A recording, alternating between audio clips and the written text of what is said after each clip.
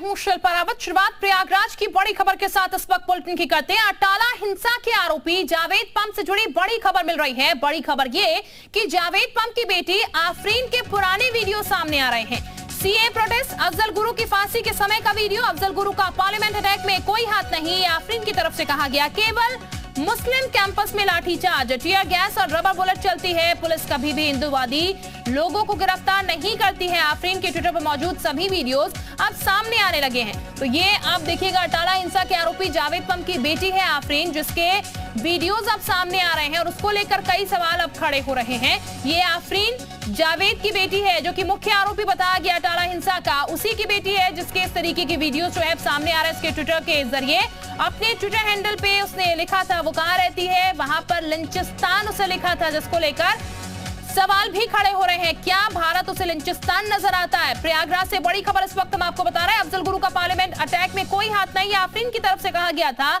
यानी कि पूरी मंशा जो है और पूरी मानसिकता जो है वो खुलकर अब सामने आने लगी है। ट्विटर के जरिए जो वीडियो चले हुए हैं उससे ये तस्वीर सामने निकल के आई। अटाला हिंसा के आरोपी जावेद पम से जुड़ी सबसे बड़ी खबर इस वक्त हम आपको बता रहे हैं। जावेद की बेटी आफरीन है, जिसने अपने ट्विटर हैंडल पर लिखा था कि कहां वो रहती है। उसमें उसने मेंशन किया था लिंचिस्तान। अब एक एक कर पूरी तस्वीर, पूरी मानसिकता भी सामने आने लगी है। और अब सीए प्रोटेस्ट, अफजल गुरु की फांसी के समय के जो वीडियो है वो सामने आ रहे हैं, जिसमें अफजल गुरु का पार्लियामेंट्री अटैक में कोई हाथ नहीं है, इसको लेकर भी जिक्र हुआ है। तो ये सबसे बड़ी खबर इस वक्त की हम आपको बता रहे हैं। केवल मुस्लिम कैंपस में लाठीचार्ज हुआ, टीयर गैस और रबर बुलेट चलती है, ये भी उसने अपने इस ट्विटर हैंडल अकाउंट में जो वीडियो चले हुए हैं उसमें जिक्र किया है। तो अटाला हिंसा आरोपी जावेद पम से जुड़ी सबसे बड़ी खबर, आफरीन जो उसकी बेटी बताई जा रही है, उसके ये वीडियो जो कि दिखा रहे हैं कि मानसिकता किस तरीके की है, वो अब धीरे धीरे कर सामने आने लगे हैं। तो सीए प्रोटेस्ट, अफजल गुरु की फांसी के समय की वीडियो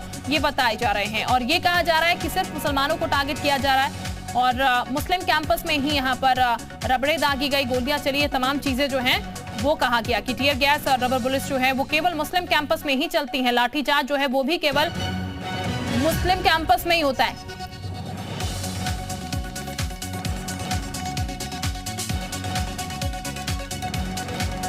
तो जिस तरीके की हिंसा अटाला में देखने को मिली, उत्तर प्रदेश में जो माहौल बना हुआ है, उस माहौल के पीछे की अब वजह और तस्वीर भी धीरे धीरे खुलकर सामने आने लगेगी। मन में किस तरीके की चीजें हैं या फिर किस तरीके का पूरी मानसिकता है, उसकी एक तस्वीर जो है वो अब उभर कर धीरे धीरे सामने आने लगी है। वो तस्वीर जो है बनने लगी है और ये जाहिर तौर पर घातक हो सकती है, क्योंकि जिस तरीके की मानसिकता है वो बयानों में साफ नजर आ रही है, भाषणों में साफ नजर आ रही है। गुफरान इस वक्त हमारे साथ ज्यादा जानकारी के साथ जुड़ चुके हैं। गुफरान का हम सीधे रुक कर लेते हैं। गुफरान, आफरीन के जिस तरीके के वीडियो सामने आ रहे हैं उससे मानसिकता का भी पता चल रहा है और ये कह सकते हैं कि यहाँ पर जावेद चूंकि मुख्य आरोपी बताया जा रहा है, ऐसे में अब उसकी बेटी के इस तरीके के वीडियो सामने आना, किस तरीके से हम इसे लें?